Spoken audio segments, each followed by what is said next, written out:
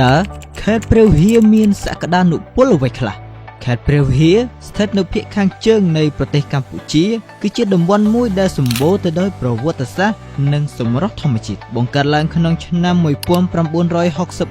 ត្រូវបានដាក់ឈ្មោះតាមប្រាសាទព្រះវិហារដែលជាសម្បត្តិបេតិកភណ្ឌពិភពលោករបស់អង្គការ UNESCO ដែលមានតាំងពីសម័យអាណាចក្រខ្មែរខេត្តនេះមានផ្ទៃដីប្រមាណ 13,655 គីឡូម៉ែត្រក្រឡាហើយត្រូវបានកំណត់លក្ខណៈដោយតំបន់ភ្នំជាពិសេសជួរភ្នំដងរែកដែលបង្កើតជាព្រំដែនធម្មជាតិជាមួយប្រទេសថៃដោយមានប្រជាជនរស់នៅប្រហែល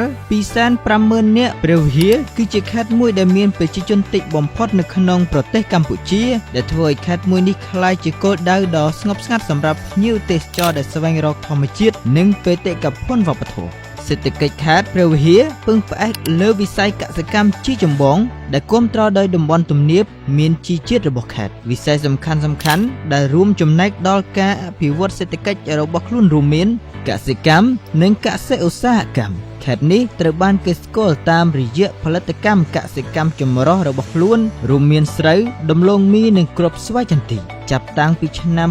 2015មកខេត្តព្រះវិហារត្រូវបានទទួលស្គាល់ជាខេត្តសរីរាង្គដោយបានលើកកម្ពស់ការអនុវត្តកសិកម្មសរីរាង្គដែលលើកកម្ពស់ទាំងគុណភាពដំណាំនិងប្រាក់ចំណូលរបស់កសិករវិស័យកសិឧស្សាហកម្មក៏មានសក្តានុពលសម្រាប់កែច្នៃផលិតផលកសិកម្មផងដែរទេសចរប្រាសាទព្រះវិហារកំពុងក្លាយជាគោលដៅទេសចរកាន់តែខ្លាំងឡើងដោយសារតំបន់ប្រវត្តិសាស្ត្រនិងទេសភាពធម្មជាតិប្រាសាទព្រះវិហារទាក់ទាញភ្ញៀវមកពីជុំវិញពិភពលោកហើយមានឱកាសអភិវឌ្ឍទេសចរធម្មជាតិនិងទេសចរវប្បធម៌ក្នុងតំបន់ការជីកយករ៉ែខេត្តនេះសម្បូរទៅដោយធនធានរ៉ែរួមទាំងរ៉ែដែកនិងថ្មកំបោរសកម្មភាពរុករករ៉ែកំពុងត្រូវបានបង្កើតឡើងដើម្បីប្រើប្រាស់ធនធានទាំងនេះសម្រាប់កំណើនសេដ្ឋកិច្ចការផលិតមានសក្តានុពលសម្រាប់ការបង្កើតឧស្សាហកម្មផលិតកម្មដែលផ្ដោតលើកសិកែច្នៃ